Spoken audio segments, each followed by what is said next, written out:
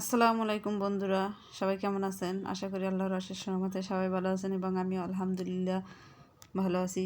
তো আজকে আমি চিংড়ি মাছ দিয়ে কাঁচা কলা রান্না করব। তো এর জন্য আমি প্রথমে একটি কড়াইতে তেল দিয়ে নিচ্ছি।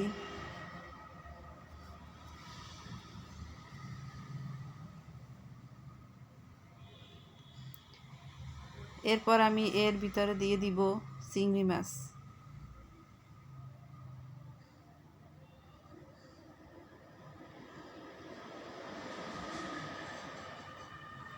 তো এখন আমি চিংড়ি মাছগুলোকে নাড়াচাড়া করে নিচ্ছি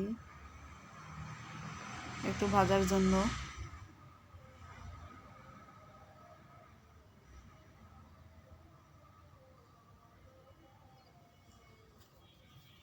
তো এভাবে নাড়াচাড়া করতে হবে এবং চিংড়ি মাছগুলোকে সুন্দর করে ভেজে নিতে হবে।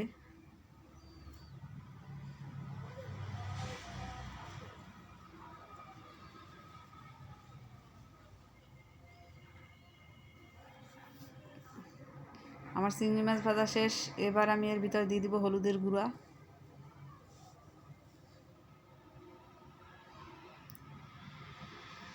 এরপর আমি মরিচের গুঁড়ো দিচ্ছি। এখন আমি স্বাদমতো লবণ দিব।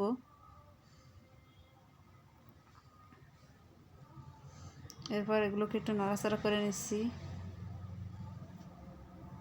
এ পর্যায়ে এর ভিতরে আমি দিয়ে দেবো কাঁচা কলা। এর সাথে কিন্তু আমি একটি আলু দিয়েছি।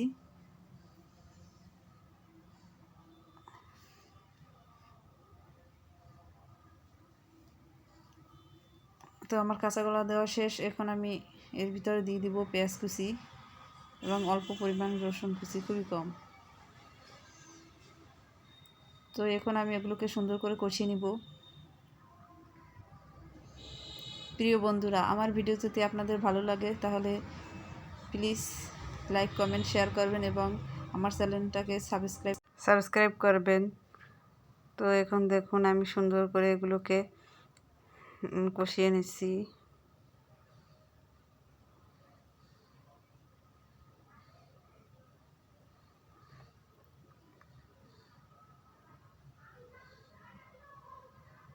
এভাবে ভালোভাবে কষিয়ে নিতে হবে।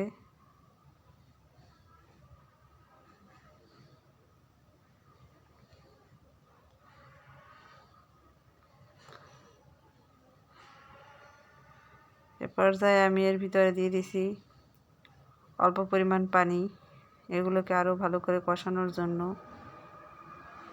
আর যাতে আধা সিদ্ধ হয়ে যায় এজন্য আমি একটু বেশি পরিমাণে পানি দিয়ে দিছি।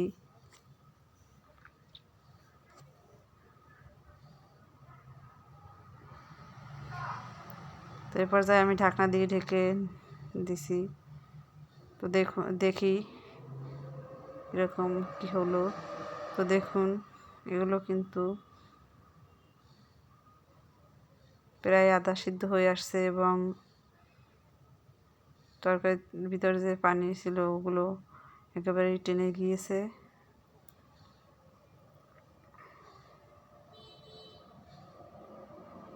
তো এখন আমি এগুলোকে একটু নাড়াচাড়া করে দেখছি কীরকম কী হলো। এ পর্যায়ে আমি আবারও সিদ্ধ হওয়ার জন্য পরিমাণ মতো পানি দিয়ে দিচ্ছি।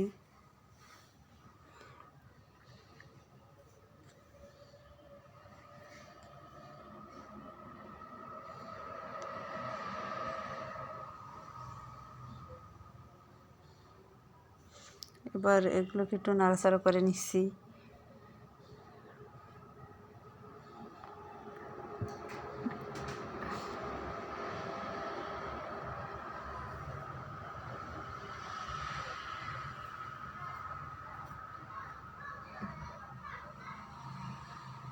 প্রিয় ভাই ও বোনেরা, তোমরা আমার পাশে থেকো।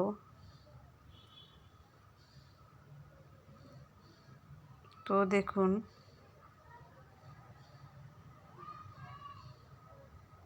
রান্না কিন্তু আমার প্রায় শেষ পর্যায়ে।